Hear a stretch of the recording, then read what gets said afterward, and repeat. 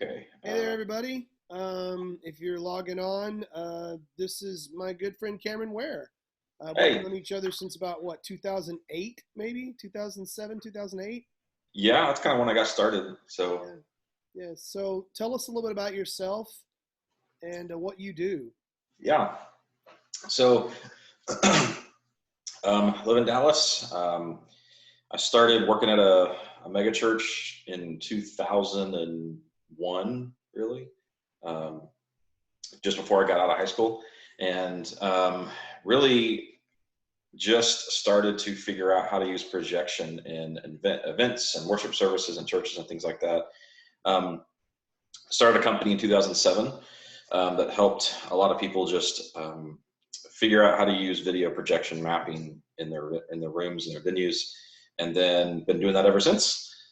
Um, so the company we do a lot of stuff through now that I started is called Lightware Labs, and we have a ton of rental inventory.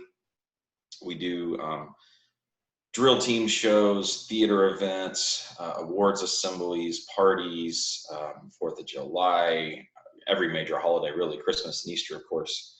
So basically, we have a bunch of projectors and computers, and we set them up and we do projection mapping. And that's simply taking certain pieces of video, stills or motion, and putting them different places on a building, on a car, on any object you could imagine. Um, so that's what projection mapping is. But we've done, gosh, well, we do something different every day, every week. Yeah, Not now, but uh, before all this happened, before we're all quarantined, we were doing just crazy random stuff all the time. I, I'll I have to show think some I examples. think my first interaction with you was at the church there in I guess was it Garland? Is it The church I was on staff house was Irving. I was in Irving. Irving Bible Church? Yeah. Yeah. And we were there, and they were playing "Where the Streets Have No Name," Mhm. and you had this street scene Yeah. just completely engulfed everybody. And I remember like stepping into that projection, and Yeah. like it was just a really surreal moment for me. And I was like, I gotta find out who this guy is. So I actually came and found you that day and said, how do you do that? Yeah. And you ended up working with me in Lufkin a little bit. Yeah. Well, you answered the first question, how long have you been in the position industry field? So what's a typical work day like for you, Cameron? Yeah. Our typical workday is that there's no typical workday, and I love that. I love that every day is different.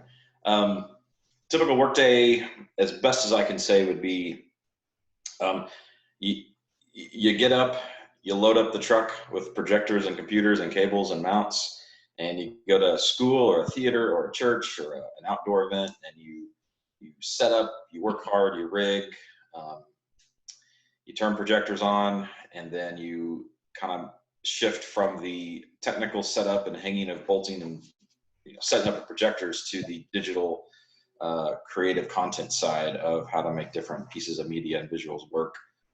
Um, so every day we might work a half day, we might work a whole day, we might work 20 hours in one day. It's always a little different. That's what we like, but it's always meeting new people and going to new venues and experimenting with projectors, usually in ways we've never done before. That's the most typical thing I can say is we've always uh, been every time that we set up a projector, it's something different, something new. Uh, and so we've been doing that since 2007, really. Um, Yeah. it's hard to believe, but yeah, everything's always a little new and fresh. Are you still using the video software that we used that you used with me and my stuff? We're using Pro Video Player a Okay, lot Pro Video most Player still, days. yeah. Yeah, PPP. That's one mapping software. There's dozens and dozens out there, but it's kind of like what kind of car you drive. It's really operator preference. Right. Um, yeah, we like We we PPP. use we use QLab. Yeah, Yeah. yep. QLab can do a lot. I won't say all the stuff that other softwares can do because QLab does a lot of other things where we don't have to integrate a bunch of those other things that QLab does. So PVP is very specific to projection mapping and Right, signage right. and things like that. Yeah. Um, but yeah, QLab can totally do this kind of stuff too. Awesome. Yeah. What are some other programs or softwares that would help other than Pro Video Player and QLab? What are Yeah, as yeah. people like Resolume or Resolume, however you want to say it. Um, Mad Mapper is a popular one. Um,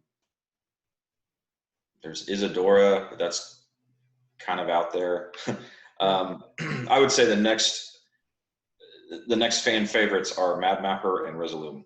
Okay. Um, What about was it one Archaeos? Is that Archaeos, yeah, yeah. that one I haven't seen a lot of It nowadays, but was I had it. It wasn't very user friendly. So I yeah, QLab's pretty user friendly for me. I'm it kind of is. playing with it and figuring it out. So plus there's some free QLab stuff that you can get. We Right. do have the That's the video. thing is, yeah, can you actually do it and use Yeah. it, right? Well, and the thing So, is, I have Pro Video Player on another computer mhm, from a church, but I can't update it because that was somebody else's password. So anyway, right. it's all kinds of stuff. So well, tell me, what do you like most about your job? Yeah. um, Probably goes back to the what's a typical day, that every day is different. Um, uh, and I would say just the reaction from people in an audience or experiencing something that we're doing. The the facial reactions, the auditory reactions of just wow, that's really cool, or hey, I've never experienced that before. Like when you said that you kind of stepped into projection that we did a long time ago. That's the coolest thing is when people go, I've never experienced that before, and that just makes us happy. That's cool. So, and meeting new people, it's always fun. All right, what's the least favorite part of your job? um, I don't think I've ever thought about that. Uh, Man, I don't know. I have to think about that. I even read your question a second ago, and I was like, least I hate my job. So that's an easy thing. Like if I hated a job, well, I hate this job because it's not what I'm doing. Well, I love my job. So it's like, what's my least favorite part of the job I love? I have no idea. I got to think about that. Thanks for being on. It means you love what you do, man. I love what I do. I mean, I guess this is true with any job. Communication with people is always hard, but that's true with any job. Um, and that's where jumping ahead to some of the skills that are needed, communication.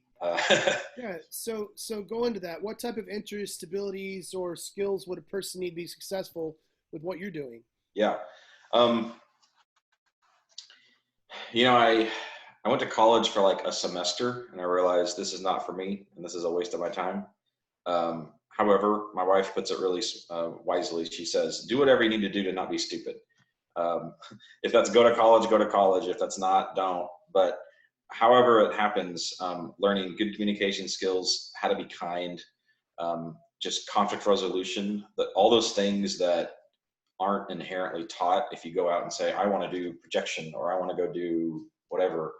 Um, the things that you kind of have to learn on your own, those are huge. Apart from that, honestly, if I were starting out today at my age, I mean, I would say I would have to go work for an established production company just to get my foot in the door, right? If you're in high school, if you're younger, just start playing around with gear, with stuff, rent, steal, borrow stuff to play with. Learn all the software that you can, all the Adobe products, mapping software, and then just start playing with projectors. There's no manual I can hand you to say, here's how to be successful with projection mapping because it's such an art form. And it takes a little bit of willing to break the rules. When I first started, I had a lot of people saying, "Oh, you can't project on that with that projector because it's not bright enough," or fill in the blank. But I did, and most of the time, most of the time it worked fine. And that's what kind of just progressed and kept letting us do more projects with people.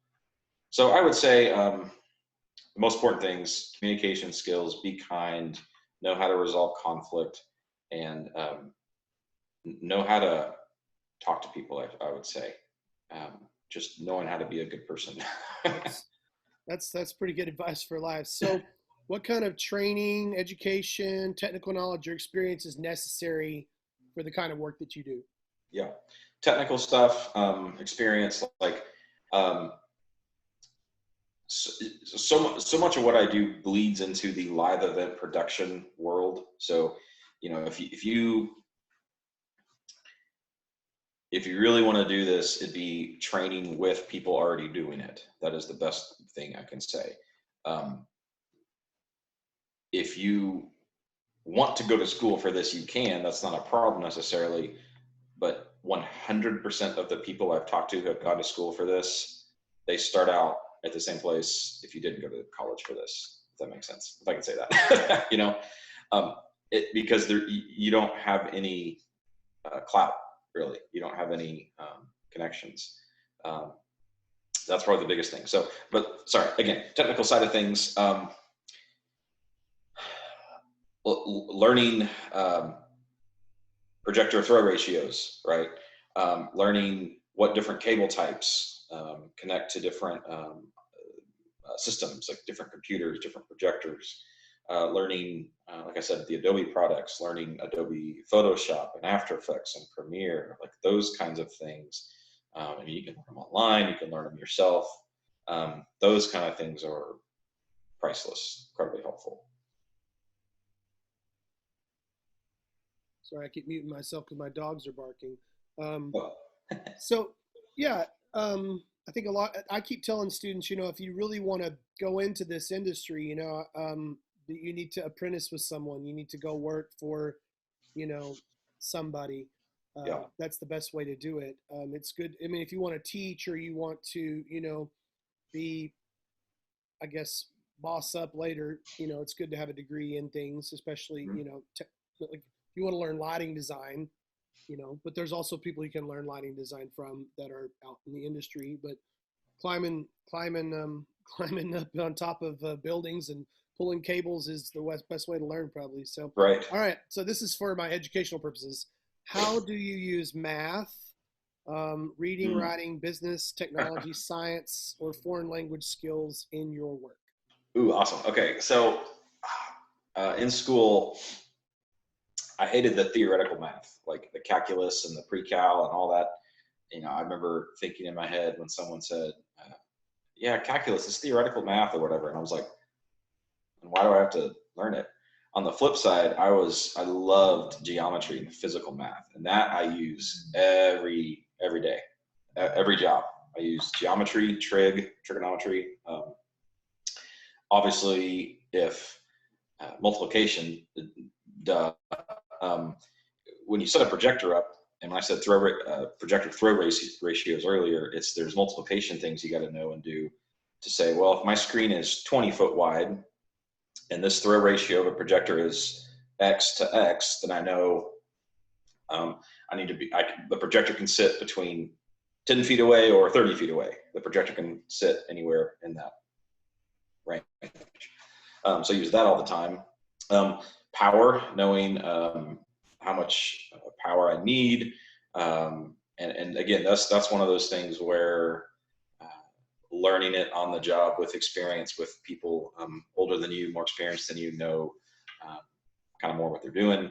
They'll teach you real quick those different specific pieces of knowledge you need just regarding math. But let's see, math, what was it? Reading, writing. Reading and writing, I'll tell you, my whole life is lived in emails and calendar. Okay, so how you write an email, what you say in an email, can get you a client or lose you a client. Um, Spelling, it is unbelievable how many times I'll get an email from a potential client with horrible spelling and grammar, and I'm like, okay, whatever. But if you're the business owner, you've got to be top notch because it looks real unprofessional if you send an email to a client and you have grammar and misspellings and all that. So reading and writing, huge. Learn your grammar, learn your spelling. If you don't know, look it up. I mean, but that comes off as hugely unprofessional if you can't even word an email, professionally. And that's not hard. There's not a template. It's literally just spell everything right, use great grammar and you're good. As far as business goes, kind of on those coattails, the thing I've learned is people don't remember the venues or what projector you use or whatnot. They remember two big things: the experience that you gave them, and then how you treated them. I was really good friends with I'm still good friends with a guy who used to tour in a band for decades. And he would always tell me, I couldn't tell you anything about any venue. I toured all the big venues in the world. I couldn't tell you anything about them. But what I can tell you is how everybody reacted and treated me. Who was nice, who was ugly, things like that. And so on the business side of things, it's not that complicated. You just got to be kind. On the deeper levels of business, money and income and books and taxes and all that crud. I mean, there are people that can help you if you don't want to do that. That's not a big thing. I didn't go to business school. It was all about connections and word of mouth and life experience. But again, that comes down to do it with somebody who maybe is already doing it if you want to. Technology and science. Yeah, technology in the projection world changes all the time. And I often have joked with people, because I got a kind of an acquaintance friend who says, man, I want to go do what you do.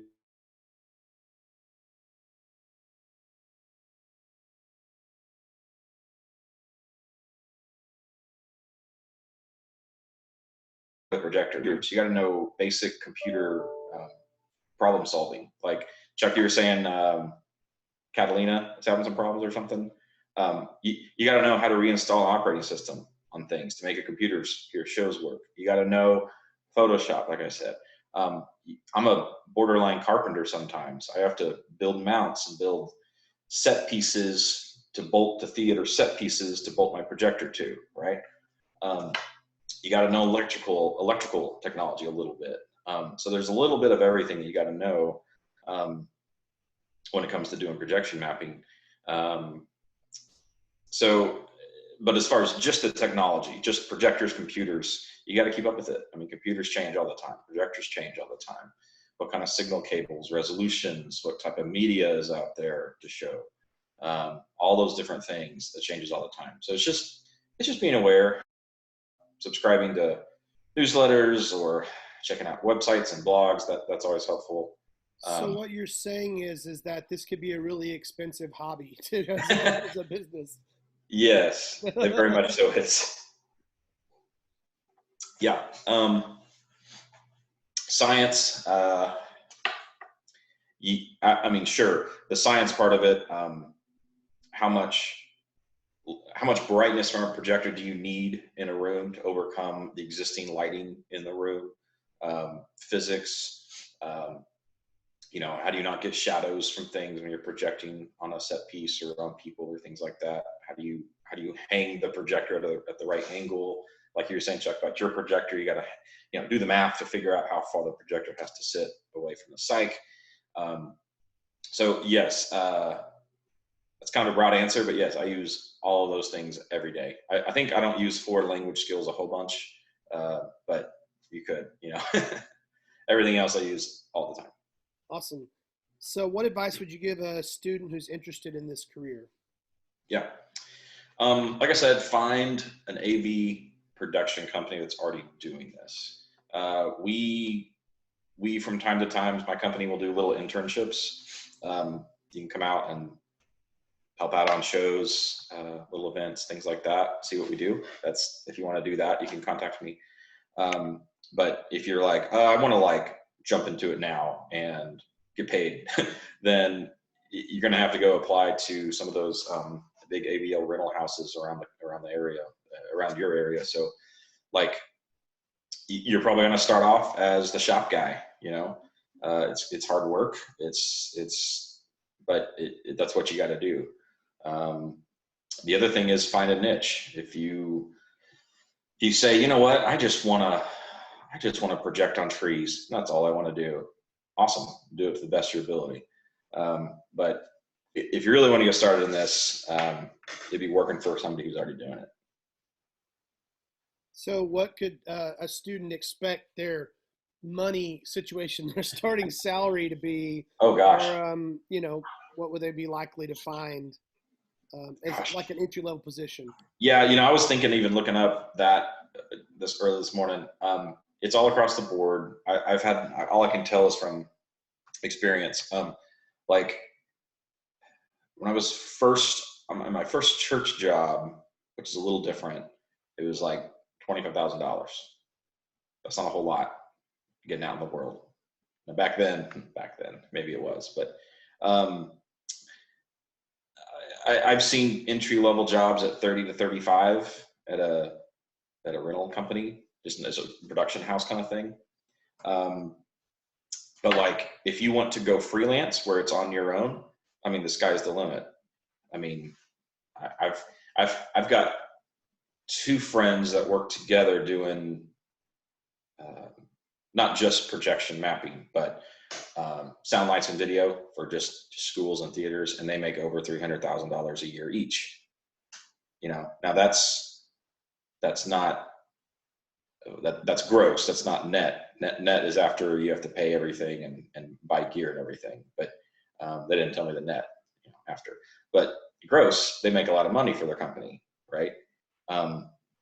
But there's a lot of headaches with that, and so the money comes and goes if you're a freelancer or own your own business. I mean, if you got to kind of think about it and choose your pick your poison, if you will. You want a consistent paycheck every 2 weeks or every month with a lot of stability and reliability. There's a lot of pros to that. But if you want to be your own boss, that whole cliche, and do whatever you want to do, it's a lot harder, I think. But the rewards, I think, are better, both emotionally, physically, mentally, all that. But that's for my personality. I mean, somebody else's personality might go, nope, I need a full-time 9 to 5. That makes a lot of sense. I'm just not wired for that. Some people are, and that's awesome. So figure out how you're wired. Do you want to, yeah. And that'll dictate kind of your income as well. Sorry, that was a big answer. Oh, that's cool. No, that's great. Yeah. How important are teams, working in teams in your industry? Yeah. All the time. Like you do it all the time. Again, if you're a mean person, you're not going to have any work. Your people are, whether you call it your team or not, are just not going to want to hire you or work with you. Every job that I do has at least 2 or 3 other people. Either that's the client, or like the show that might hire me, or it's we do a lot of school projection. So if it's the students helping us out and actually running the projection, there's always a team, 100%. So if you hear this and you go, man, I hate people and I never want to work with people, I don't know if this is going to work for you, honestly, candidly, because you're going to be around people all the time. All right, big question. How has technology changed your job, and what changes do you see in the future as far as projection technology goes? Good question. Said technology changes all the time, so it affects what we do. On the plus side, on the good side of things, technology projectors get brighter and smaller and cheaper. On the negative side, you mentioned Catalina, so we'll talk about Apple real quick. Apple might come out with a new update.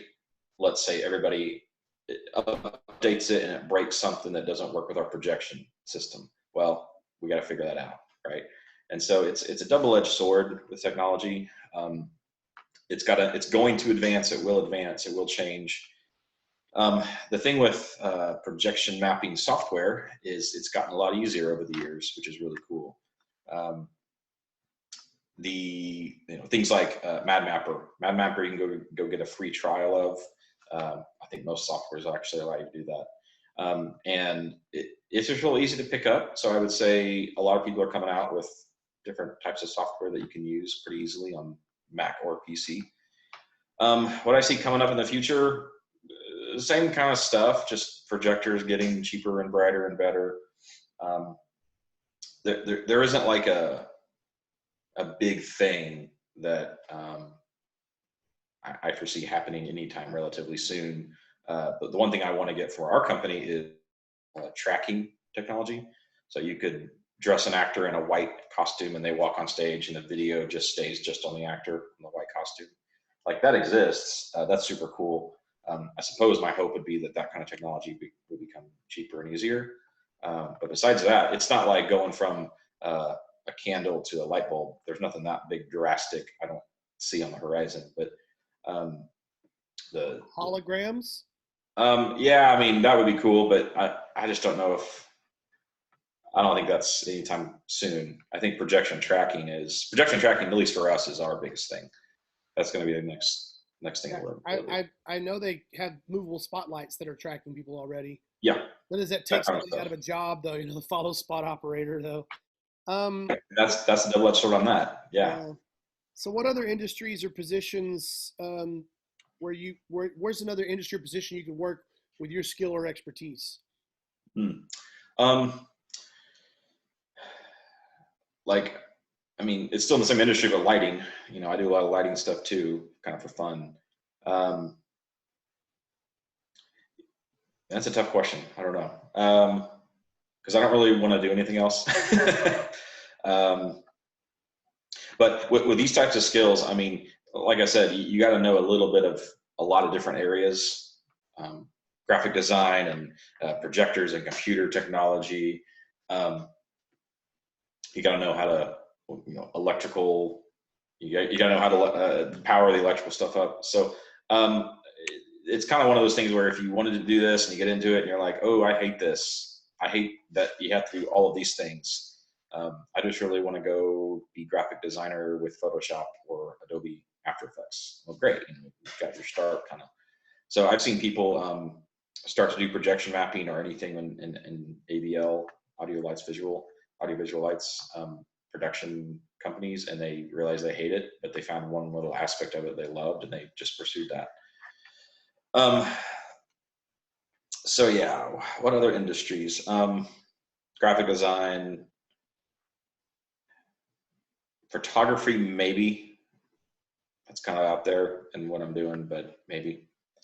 Um, we were talking about, Chuck, I like to build models, scale plastic models, and that's kind of a nice dichotomy juxtaposition to the digital life. I'm still creating uh, the experience, a visual display, but it's tactile. It's paint and cutting and gluing and stuff. So,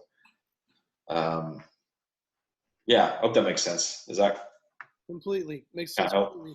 completely. So is there a time of the year that you're busier? And is there a lot like times that you're not busy at all? Yeah. Um, the least busy time is the summer. I'd say June, July, and August. Schools are out, churches kind of chill out. There's no big holidays except July 4. We do maybe 1 or 2 July 4 events with projection mapping. So everything else is pretty busy. So January to May, a lot of school stuff, a lot of theater shows, a lot of concerts. With Easter, and then of course in the fall and the winter we got Christmas, Thanksgiving, Halloween, and I want to actually show something random if I can. Show some examples here. Share your screen with us. So I mentioned Halloween, which reminds me. So can y'all see that? Yeah. Okay. So like this is our website, and there's a gallery over here that you can go and look at different examples and get some crazy ideas. But this was for a Day of the Dead festival we did. This is a real huge foam skull, and we just set up one projector in front of it, and so we mapped all these little things on it. That's kind of crazy, right? That is cool, man. So this little outdoor event had a band outside on a little stage, and we just set a bunch of random projectors up on the ground and shot them up at the buildings and the trees, and just showed random backgrounds on it. That's all you do. I mean, but we mapped out and cut out the windows and the band and things like that. It was kind of cool. So anyway, that might be a good visual example of what we're talking about. On this gallery page, there's just tons of ideas to get you thinking. You'll see a lot of theater stuff in there as well. So if you're doing a lot of theater stuff, then of course, uh, check that out and get some ideas on how to use projection for theater. Yeah, man. Have you seen a lot of projection in theater, like professional theater? And can you like address some of that? Maybe some of your favorite stuff that you've seen. I know Yeah. my classes have watched. We watched An American in Paris, the Broadway production on PBS, and they use an insane amount of projection. We don't know if it's from the front or it's LED walls or it's from behind. Yeah. So talk about a little bit about that. Like, what are those? What are some things you could utilize to actually work in the industry, or talk about some of your favorite things that you've seen? Just in theater. Yeah. The biggest thing, the first thought in my head was, I mean, it's exploding in at least Dallas Fort Worth area as far as using projection in theater. It's becoming extremely more accepted. And I've still got some people who say, oh, well, it's going to kill set design. And I go, not at all. It's going to enhance it. And we need the set pieces. And that's what kind of leads me to your answer is, we just did a show with 22 projectors on 14 different vertical flats. And these 14 different flats on stage would move in blackouts to the next scene. And then we would click a button and we've already mapped each new scene to those flats. And so the set designer just had to build 14 flats, make them look nice, make them look cool. And then we just hung a bunch of projectors and made all the flats different scenery, a building, a tree, things like that. So yes, I mean, think of your entire theater as a canvas, the floor, the back wall, the set pieces, the actors themselves, and then like the room. We did a show one time. We put a couple projectors in the back of the room near the tech booth and shot trees all around the actual room around the audience for Into the Woods, I believe was the show. So Chuck, just like environmental projection, same kind of deal. So I would say it's becoming more and more prevalent, but there's tons of room for exploration and playing with that. So does that help? Does that answer that? Oh, yeah, I just like when I think about projection, how difficult it is to not get shadows and things like that. But my wife and I saw Mean Girls on Broadway 2 years yeah. ago, and it's an LED wall basically. Right. Yeah. Basically, it's a huge TV, Mm-hmm. and it changes with what's going on. So there's really not. I mean, there's set pieces, but there's really not. It's just a big curved wall that moves. Right. And I just like the technology for that is astounding to me. Of course, LED walls are expensive. I mean, like that's millions of dollars Yes. to me, which Yes. and I've got one projector, so Right. I'm trying to figure out what to do with the one projector. Yeah. How we can utilize. Schools sometimes don't have the funds to go out and rent a bunch of projectors or Right. hire somebody to do that. And so how do we, with limited equipment, limited knowledge, how can we help ourselves be better at that? Yeah. Like I said a while back, just start playing with stuff. Plug a computer in and move the projector around. What happens when you put it over here? What happens when you zoom it to this? What happens when you keystone it to this? That is the best way, maybe even the only way, because there's no manual to hand you, because every space is different, every set piece arrangement is different, every show is different. So it's figuring out what you can do with the gear that you have, because the age-old question: what's the best projector? The one you have, right? And then I would say this too, man. Like, I don't want people to be discouraged to think, oh, we don't have an LED wall, so we can't do fill in the blank. And that's not necessarily true. I mean, I fought against that mentality a lot when I started. Like, oh, you can't do X because you don't have Y. Well, I got what I have, or I have what I have what I have. So I'm just going to play with that and see what I get.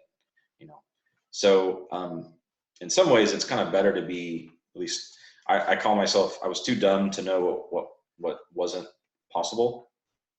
Right? As cliche as that sounds, but I didn't know what I was doing. So you just started playing with stuff and figure it out and realize, hey, this is kind of cool. It's a cool experience, So That's hopefully how that helps. It's just that's playing how with stuff. that's how I built sets when I first started out. I was too dumb to know what didn't work, and Yeah, that's right. people were You like, just "Wow, kind of that looks start. really cool. How'd you do that?" And I'm like, "I just had an idea to use this or that," you know. That's right. That's huge, man. It's Well, awesome. Cameron, thanks so much for being with us today, man. I greatly appreciate You're your welcome. time. And Great to see you again. yeah, hey kids, go to Light Labs, Lightware Labs. lightwarelabs.com to check out Cameron's work, and all of you people out there that are also watching this that are in the industry.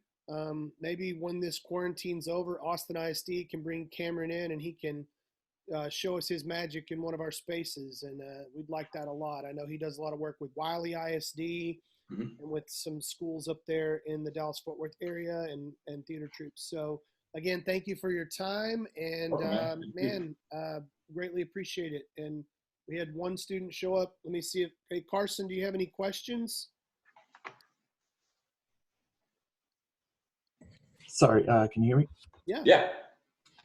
So from what I've gotten, like as like the big thing, if you're getting started, you gotta like find connections and be respectful to people. Just be able to like get yourself in, Mm-hmm. sort of. So yeah, I guess Yeah. that's kind of what I've gotten is that you gotta, if you're trying to start, you gotta do that, and then you gotta be able to, yeah. Yeah. Yeah. Like I was saying, that's the biggest thing that's going to get you where you want to go. The technical knowledge of learning what a projector is and does, that's easy, ironically, to learn. The hard part I've found time and time again with people is being kind, having a good work ethic, not being afraid to work hard. Um, that goes so much further. I would rather hire that person, and if that person didn't know a thing about projection, fine, than the know-it-all projector guy, or the super techie, I know everything in the world, that doesn't show up on time, that insults all my clients or things like that. I wouldn't use them. So All right. Final thing, give us your Instagram and your Twitter so we can follow yeah, what you do. Instagram is at I have several, at Lightware Labs is the company. Seaware TX is me. Twitter, I just have the church company at Visual Worshiper. Okay. That's just me also, but I'm never on Twitter anymore. I'm just on Instagram and Facebook. Yep. So yeah, I'm open. If y'all want to find me, shoot me a message, ask questions, that's fair. That's totally cool. Love Good it. deal. Hey man, thanks for your time. You're welcome, guys. We'll talk to you later. Yeah, see ya. Yep.